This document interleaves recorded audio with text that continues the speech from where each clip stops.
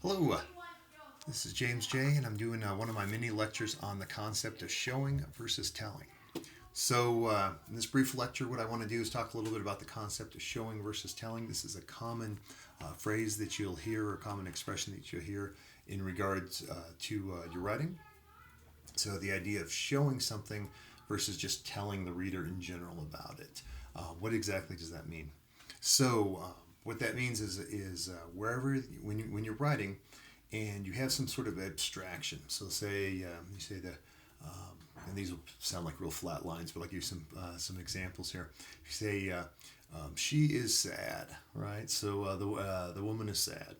Okay, what does that look like? Right. So when you have an abstract concept like sad or the woman is angry, what does angry look like? The man is concerned. What does concern look like?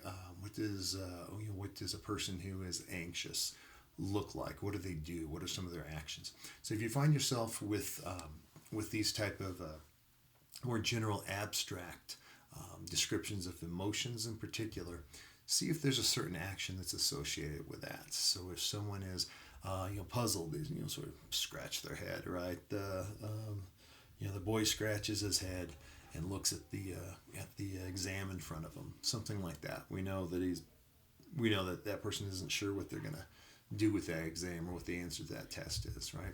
So if there are areas like that where you have more of those things that are telling, or they're more summary as opposed to more detail, what does that look like, right? What is the action associated with that? So trying to get some action or some specific detail in there. A lot of times those are the images that will stick with readers, and it's a way of getting your reader engaged.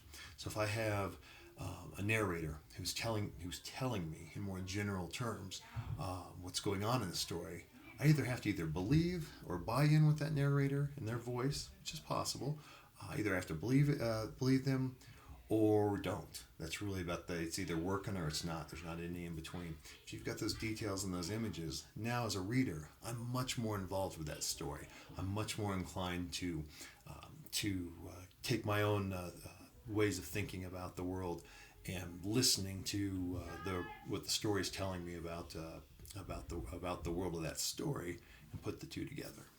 So it's a way of really getting I think the reader more engaged and trusting that the reader is genuinely interested, and you should, as writers, right? You should be confident, even if there's always the uncertainty, right? We as writers we always doubt ourselves, but you should adopt that sense of confidence and give your reader details and specifics and bring them along with the journey. Don't just tell them what to do. Show them what's going on in the story. So that's my little mini lecture on showing versus telling.